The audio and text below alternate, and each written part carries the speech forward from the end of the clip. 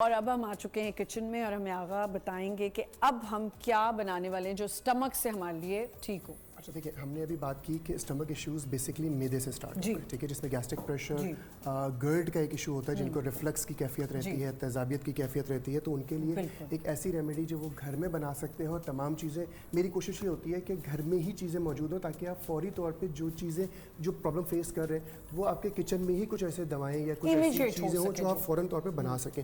इसमें 1 गिलास पानी लेना है, पानी को चूल्हे पर रखना है गर्म करने के लिए, और इसमें 3 से 4 अदद छोटी इलायचियाँ डाल दी, 3 से 4 अदद, ठीक है। इसमें मैं 1 चाय का चमचा सौंफ लूँगा, ठीक है। इसमें मैं अदरक का एक टुकड़ा ले रहा हूँ, इसको अच्छी तरह छील लेंगे, और तकरीबन ये 1 इंच का टुकड़ा है, इतना ये इसमें छील लेंगे। इसमें मैंने तो इसे डाल रहा हूँ, बट इसको छील लेंगे। मैंने क्योंकि वॉश पील ऑफ कर लें, लेकिन मैंने क्योंकि इसको अच्छी तरह वॉश किया हुआ है तो मैं इसी तरह ही ऐड कर रहा हूँ। ये 1.5 गिलास पानी में मैंने डाला। इसको हमने तब तक उबालना है जब तक ये 1.5 गिलास पानी पौना कप ना रह जाए, पौना गिलास ना रह जाए। इसको छान लें। छानने के बाद इसमें 2 चीज़ें ऐड करेंगे। इसमें 1 चुटकी डालेंगे मीठा सोडा। एक कन्फ्यूजन लोगों को अक्सर होती है कि बेकिंग सोडा और मीठा सोडा में फ़र्क है।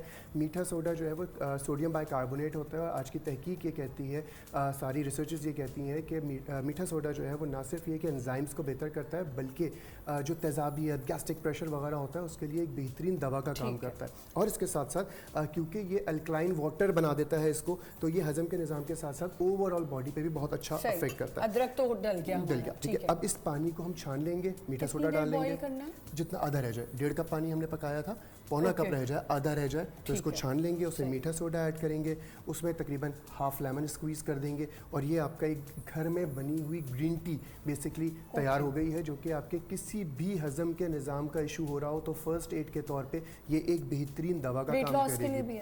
वेट लॉस कंपैरेटिवली बेहतर करेगी। ठीक है, वेट लॉस, ऐसे भी गुफ्तगू भी हो रही थी, आपने बात की थी वेट लॉस की। वेट लॉस आपने जिक्र किया था सौंफ का। सौंफ बेसिकली डायरेक्टली वेट लॉस नहीं करती, लेकिन मेटाबॉलिक रेट को बढ़ाती है। तो उसकी वजह से जब मेटाबॉलिज्म आपका बढ़ता है तो यकीनन वो वेट लॉस में मदद करती है, डाइजेशन को भी बेहतर करती है। तो पहली रेमेडी तो ये हो गई। दूसरा, बिल्कुल श्योर, दूसरी चीज़ ब्लोटिंग, अफारा होना, पेट का फूल जाना। कुछ लोग कहते हैं गैस्ट्रिक प्रेशर हो रहा है, नाफ के नीचे भी, नाफ के ऊपर वाली साइड पे पेट फूल जाता है खाना खाने के बाद, तो उनके लिए एक ऐसी रेमेडी जो कि वो घर में बना सकते हैं और बहुत ज़्यादा इससे फ़ायदा होगा। सिर्फ इसमें 2 इंग्रेडिएंट्स हैं।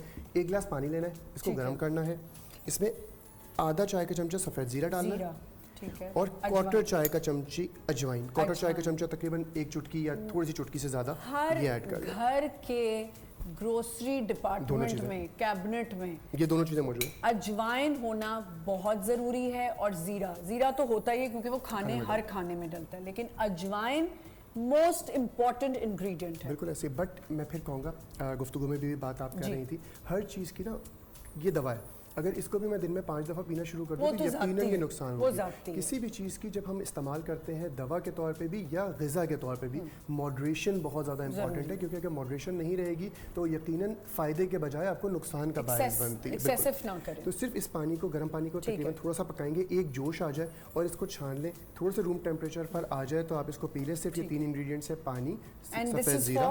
This is for bloating, gastric pressure, bloating. ये जो ख़वातीन लड़कियाँ जब आपके साइकिल भी आ रहा होता है तो आपने नोट किया होगा कि आपको ब्लोटिंग शुरू हो जाती है एंड यू फील हैवी, तो आप ये ले सकते हैं। उन दिनों में भी ले सकते हैं क्योंकि सफ़ेद ज़ीरा भी उन मामलात के लिए बेहतर होता है, और उसके साथ साथ अजवाइन भी। चलें, ये हमारे 2 हो गए। अब दूध में क्या डल रहा है? हम बात कर रहे थे कॉन्स्टिपेशन। कॉन्स्टिपेशन ना सिर्फ ये कि अगर मैंने जिस तरह जिक्र किया 2 से 3 दिन स्टूल पास ना हो तो वो कॉन्स्टिपेशन होता है, बल्कि इसके साथ साथ मैं तो ये कहता हूँ कि अगर सेटिस्फैक्ट्री स्टूल पास नहीं हो रहा तो वो भी कहीं ना कहीं आंतों में फुजला रह जाता है, जो कि प्रॉब्लम का बायस बनता है। नाइट्रोजन लेवल आपके बॉडी में इंक्रीज करता है, जिसकी वजह से। एक बात आपसे सॉरी पूछ लूं पहले, आप ये बनाने से पहले कि आपने कहा ये हम ग्रीन टी की तरह यूज कर सकते हैं। अभी मैंने डॉक्टर साहब से ये पूछा कि बहुत ज़्यादा ग्रीन टी पीने से या 2-3 दफ़ा पीने से भी मुझे उससे भी कॉन्स्टिपेशन हो जाती है, वजह डिपेंड करता है कि उसके इंग्रेडिएंट्स क्या हैं। जो नॉर्मल ग्रीन टी हम, मैं वही बात कर रहा हूँ, जो ग्रीन टी हम यूज़ कर रहे होते हैं उसमें 90% केमिकल होता है, जो जड़ी बूटियाँ होती हैं तो बहुत कम होती हैं। तो बेहतर यही है कि हम कोई ऐसी चीज़ इस्तेमाल करें जो कि नेचुरल हो। मैं अक्सर लोगों को मशवरा देता हूँ जिसमें अजवाइन, लेमन ग्रास, सौंफ और इसके साथ साथ सफ़ेद ज़ीरा, अगर इन चारों चीज़ों की चाय बना के पियेंगे तो ये वेट लॉस में मददगार ज़रूर होगा, लेकिन आपको रिएक्ट नहीं करेगा। लेकिन फिर मॉडरेशन बहुत ज़्यादा इंपॉर्टेंट है। अगर हम इस चीज़ को भी 4-4 गिलास पीना शुरू कर देंगे और खाना बिल्कुल स्किप कर देंगे तो वही वाली कैफियत होगी जिस तरह आपने एक बच्ची का जिक्र किया। अच्छा, ये हो गया हमारा कॉन्स्टिपेशन के लिए 1 गिलास दूध लिया, इसमें तकरीबन इसमें 2 चाय के चमचे मैंने एक्स्ट्रा वर्जिन ऑलिव ऑयल डाला। ऑलिव ऑयल है, ठीक है, मुझे लगा हनी है। नहीं, olive अच्छा oil। और नंबर 2, अच्छा ये गर्म दूध है, ठीक ठीक है, है। मैंने इसको अच्छी तरह खौला लिया था दूध इसमें को, और इसमें 2 चाय के चमचे इसबगोल की भूसी ऐड की। ठीक है, ठीक है। गोल डाल दिया। इसको मिक्स करके रख लिया अच्छे तरीके से, और इसको फूलने का टाइम दिया। हमारे यहाँ जो सबसे बड़ी गलती हम लोग कर रहे होते हैं वो ये होती है कि हम पानी लिया, मुंह में इसबगोल की भूसी रखी और पानी पी लिया। मैं तो यही ये करती थी। गलत होता है, इसकी वजह से कॉन्स्टिपेशन भी होती है। अगर आप इसको सिर्फ इसबगोल की भूसी को ही थोड़ा सा आप देखें, आप हल्का सा पानी लें अपनी उंगली पे और इसबगोल की भूसी ऐसे लगा के छोड़ दें, ये जम जाएगी। ये हमारी इसोफेगस में कभी कभी जाके ऑब्स्ट्रक्ट कर सकती है, तभी तो मुझे अफेक्ट नहीं अफेक्ट भी करती। नहीं करेगी वो। तो इसका जो तरीक़ेकार है वो फुलाकर लेना ही है। इस तरह अगर हम फाँक के लेते हैं तो वो एक तो गले में जाके एक प्रॉब्लम क्रिएट भी कर सकती है, ठसका लग सकता है या प्रॉब्लम क्रिएट कर सकती है, बट इसके साथ साथ उसका जो असर है, जो बेनिफिट्स हम हासिल करना चाहते हैं वो भी नहीं होंगे। अच्छा, और इस गोल के लिए ये भी कहा जाता है ना, जब आपको जहाँ पे आप ना, आपको कहा जाता है कुछ नहीं बोलना और अपना पी जाए, बात को हजम कर लें, गुस्सा भी आ रहा है, इस सब गोल पे कुछ ना बोल, तो बस ये इस सब गोल का ये भी फायदा है। तो इसबगोल जो है वो क्योंकि वो मुंह को जमा देती है, बेसिकली वो ये वाली बात है। ये इस सब गोल पे कुछ ना बोल, मुंह में इसबगोल लें और जम जाएगा मुंह, आप कुछ भी नहीं आप बोल कुछ नहीं सकेंगे। बोल सकेंगे। तो ये दूध जो है वो कॉन्स्टिपेशन के लिए है। रात को सोते वक्त अगर ये ले लिया जाए तो ये एक बेहतरीन दवा हो सकती है।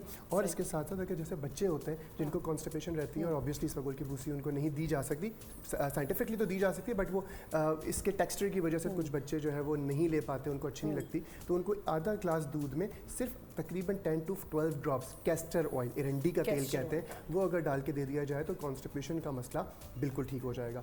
सब चीज़ों करें, सारी जो रेमेडीज़ है वो करें, बट बेस लाइन ज़रूर देखें कि ये प्रॉब्लम क्रिएट्स क्यों कैसे हो रही है। मतलब ये नहीं हम कह रहे कि बिल्कुल ही आप हर्बल मेडिसिन पे चले जाएं, आप पहले उसकी रूट कॉज को चेक करें और डायग्नोज करें कि हो क्यों रहा है, हो क्यों रहा है। बात ये हम अगर फाइबर, बिल्कुल हमारे पास 3 रेमेडीज थी, 3 रेमेडीज थी। बात अगर हम करें कॉन्स्टिपेशन की, देखें कॉन्स्टिपेशन ना हो या हो जाए तो किस तरह उसको ख़त्म किया जाता है। फाइबर इंटेक हमारे यहाँ बहुत कम हो गया, हमारे यहाँ पानी का इंटेक बच्चों में बहुत कम हो गया। मैं देखता हूँ 2-2, 3-3 ग्लास से ज़्यादा पूरा दिन में पानी नहीं पीते। तो ये 2-3 मेन वजूहत है। और हमारी जो खुराक है बहुत ज़्यादा ऑयली, जिसको मैं डीप फ्राइड कह रहा हूँ, ऑयल का बिल्कुल मुखालिफ नहीं हूँ। ऑयल हमारी जो सेहत है, हमारा जो जोड़ है, हमारा जो कोलेस्ट्रॉल बेसिकली हम जिसको कहते हैं जो हाई होता है, तो वो कम होना भी हमारे लिए नुकसानदेह है। एक बात मुझे बताएं कि अभी मैंने डॉक्टर साहब से भी सवाल पूछा था, मैं आपसे भी पूछना चाहूँगी कि हमने जो मिथ्स बांधी नहीं अपने साथ कि रात को हम तरबूज पे, मैं बहुत अटक गई हूँ कि तरबूज खाने पे मुझे होता है, मैं डर के मारे तरबूज नहीं खाती कि मुझे लगता है मुझे गैस्ट्रो हो जाएगा। देखिए, आपने सवाल पहला जो पानी किया था पी उनसे, लेते हैं उससे, बिल्कुल आपने पहला जो सवाल किया था उनसे डॉक्टर साहब से, वो ये किया था कि क्या फ्रूट रात को खाना डेंजरस हो सकता है या नहीं। हिकमत के रूह से अगर देखूं तो हम लोग कोशिश करते हैं कि मगरिब के बाद फ्रूट का इंटेक ना करें, क्योंकि जो कुदरत है ना, डॉक्टर साहब ने भी एक बात कही कि 7 बजे 7:30 बजे तक मैक्सिमम डिनर कर लिया जाए। अगर हम लोग साइंटिफिकली देखें तो हमारे कुछ एंजाइम्स होते हैं जो चांद और सूरज के साथ साथ चल रहे होते हैं। आज अंग्रेज़ कहते हैं कि अगर आपने 9 बजे से लेके 2:30 बजे तक की नींद कर ली, शायद तकरीबन 4.5-5 घंटे बनते हैं ये, ठीक है, ये 5 घंटे की अगर आपने नींद ले ली तो आपको बाकी पूरा दिन सोने की ज़रूरत नहीं पड़ेगी। सिर्फ आप एक कैलूला, जिसको हम सुन्नत के हिसाब से देखें तो वो कैलूला है, और आज अंग्रेज़ को देखें तो वो कहता है पावर नैप, जो कि जोहर की नमाज के बाद सुन्नत है, जोहर की नमाज से पहले सुन्नत है। उसको अगर मैं देखूँ तो आज अंग्रेज़ कहता है कि आप जो है वो दोपहर को 12-12:30 बजे एक 15 मिनट का नैप ले लें, जो कि आपको ओवरऑल मेंटली भी फिजिकली भी बूस्ट कर देता है। तो ये तमाम चीज़ें अगर मैं आज देखूं तो सुन्नत की रूह से तमाम चीज़ें वही हैं जो आप सल्लल्लाहु अलैहि वसल्लम ने हमें बहुत अरसे पहले 1400 साल पहले जिक्र किया, और वो एक बेहतरीन नमूना है हमारी ज़िंदगी को गुजारने का। अच्छा आगा, मुझे एक बात बताएं कि अक्सर हम क्या करते हैं कि खुद कुछ सोशल मीडिया पे देख के, जैसे मैंने कहा कि आप कोई भी चीज़ शुरू कर देते हैं, अब कोई वाटर बना लिया, उसमें सौंफ डाल लिया, पुदीना, क्योंकि मैंने चीज़ें यहाँ देखी, उसमें आपने सिट्रस की कोई भी लेमन काट के डाल दिया, कीनू आए तो कीनू डाल दिए, खीरे डाल दिए। अब वो क्या सही है पूरा दिन वही पानी पीते रहे आप डिटॉक्स करने के लिए अपने आप को? यकीनन पिया जा सकता है, लेकिन डिपेंड करता है बता कौन रहा है और आपके मेडिकल इश्यूज़ क्या हैं। मेरी कोशिश हमेशा इस पे टीवी पे यही होती है, जब भी मैं किसी चैनल पे जाता हूँ तो मेरी कोशिश ये होती है कि मैं कुछ ऐसी रेमेडीज़ बताऊँ, जैसे मैंने अभी भी बताई, ये किसी भी मर्ज़ में हार्मफुल नहीं है, किसी भी चीज़ में अगर कोई चीज़ होती जिसमें शुगर एडेड होगी या कोई नमक एडेड होगा तो मैं बता दूंगा कि ये ब्लड प्रेशर वाले मरीज़ नहीं लेंगे, ये शुगर वाले पेशेंट्स नहीं लेंगे। तो कोशिश हमारी यही होती है। और एक चीज़ देखें, मुझसे कोई गलती हुई, मेरे किसी बताए हुए टोटके से, रेमेडी से अगर आपको इशू हुआ तो आप सिर्फ नेट पे गूगल पे नाम डालेंगे, चीज़ें निकालेंगे, मेरा क्लिनिक का एड्रेस, मेरी तमाम तफसील आपको मिल जाएगी। अब एक साहब बैठे हुए हैं, फॉर एग्जांपल असगर साहब ने आपको एक रेमेडी बता दी, यूट्यूब पे बैठे हुए हैं, उनको खुद भी शायद नहीं पता और उससे आपको रिएक्शन हुआ, तो आप किसके पास जाएंगे उसको ठीक करने? अगर आप साहब से ज्यादा तो समीना बीबी बैठी हैं दोनों, बताने के लिए। ठीक है, वो दोनों। और बहुत सारे तो माजरत के साथ हमारे यूट्यूब पे तो बिल्कुल भी भरोसा ना करें। अगर कोई मुस्तनद है, ऑब्वियसली अगर वो डिग्री होल्डर है, कोई भी ऐसा शख्स है जिसको आप प्रॉपर तौर पे जानते हैं और आपको पता है कि उसकी डिग्री है, तो यकीनन आप इस्तेमाल कर सकते हैं, क्योंकि वो बहुत चीज़ें सोच के बोल रहा होता है। और इसी में आखिर में अगर एक बात करूँ, आप सल्लल्लाहु अलैहि वसल्लम ने हुक्म दिया कि अगर किसी गैर मुस्तनद बंदे के बताई हुई किसी तरकीब से, रेमेडी से अगर उस बंदा हलाक हो जाए, मर जाए, तो उसके खिलाफ जो है वो पर्चा करवाने का हुक्म है कि उसने कत्ल किया क्योंकि वो उस बात का अहल नहीं था और उसने वो रेमेडी बताई। तो हमारा इस्लाम भी इतना जो है वो परफेक्ट है और ये सारी तालीमात। और खुदारा आप लोग खुदा के वास्ते ये ना करें। मैं बड़ा देखती हूँ कि अगर मेरे बाल लंबे हैं और मैं कोई मतलब किसी और के बाल लंबे और वो मुझे बता रही कि तुम फ्लैक्स सीड लगा लो, ये लगा लो, कितनी स्टूपिड हरकतें हम लोग कर लेते हैं। खाना ऐसी चीज़ों से शुरू कर देते हैं जिनका कोई तुक नहीं होता। डॉक्टर साहब मुझे बताएं, फिर ये चीज़ें ख़राब होकर फिर डॉक्टर के पास आ जाती हैं, वो और बात है, डॉक्टर खुश हो जाते हैं। जी, जैसे बताया कि हर चीज़ डाइट हो, बैलेंस डाइट हो, हर चीज़ में मॉडरेशन या मैनर अभी ज़रूरी है। और फैटी लिवर की जो अभी हमने कहा था हम बात करेंगे कि फैटी लिवर्स के लिए भी कुछ चीज़ें होती हैं जो हम खा पी सकते हैं। फिर वही बात करूँगा, हो क्यों रहा है हमारे माशरे में फैटी लिवर इतना ज़्यादा बढ़ता क्यों जा रहा है? फैटी लिवर बज़ाहिर खुद अगर मैं देखूँ, जिस तरह मैं कॉन्स्टिपेशन के बारे में कहता हूँ कि कॉन्स्टिपेशन बीमारी नहीं है, लेकिन कॉन्स्टिपेशन डिफरेंट बीमारियों को कराने का जन्म दे सकती है। इसी तरह फैटी लिवर खुद बीमारी नहीं है, लेकिन डिफरेंट बीमारी में मुब्तला कर सकती है, जैसे कि आपका वजन बढ़ा सकती है, जैसे कि आपके हजम के निज़ाम में ख़राबी का बायस बन सकती है, जैसे कि शुगर करा सकती है, जैसे कि गॉल ब्लैडर स्टोन या वर्म की कैफियत करवा सकती है। तो ये सारी चीज़ें वो हैं जो कि आपको वो फैटी लिवर करा सकता है। फैटी लिवर की जो मेन वजह है, आपने भी जिक्र किया, हमारे यहाँ फिजिकल एक्टिविटी बहुत कम हो गई है। मैं अपनी अगर बात करूँ तो गाड़ी गेट पे खड़ी है, अगर थोड़ी सी भी दूर हो जाए तो मैं ड्राइवर को बोलूँगा यार गेट पे ले आओ ताकि मेरा चलना ना पड़े। अगर कोई बहुत मजबूरी हो जाए तो शायद हम मॉल जाके चलते हैं, वरना हमने अपना चलना और जितनी हम कम कर सकते पूरे नहीं कर रहे। तो ऑब्वियसली वो एक बहुत बड़ा रीज़न है। और इसके साथ साथ जो बहुत ज़्यादा मैं वो कर सकता हूँ, जितने भी लोग ऑयल इंडस्ट्री में है वो इस बात पर हामी भरेंगे, हमारे यहाँ जितने भी ऑयल्स मिल रहे हैं इस वक्त मार्केट में, उसमें पाम ऑयल की आमेज़िश है, मिलता है palm oil. Palm oil Pakistan में हर तकरीबन ब्रांड में मौजूद है और पाम ऑयल एक सबसे बड़ी वजह है जो हमारे फैटी लिवर भी करा रहा है, कोलेस्ट्रॉल लेवल और लिपिड्स जो ख़राब कर रहा है, पाम ऑयल उसमें मिक्सिंग है, वो खराबी का बायस है।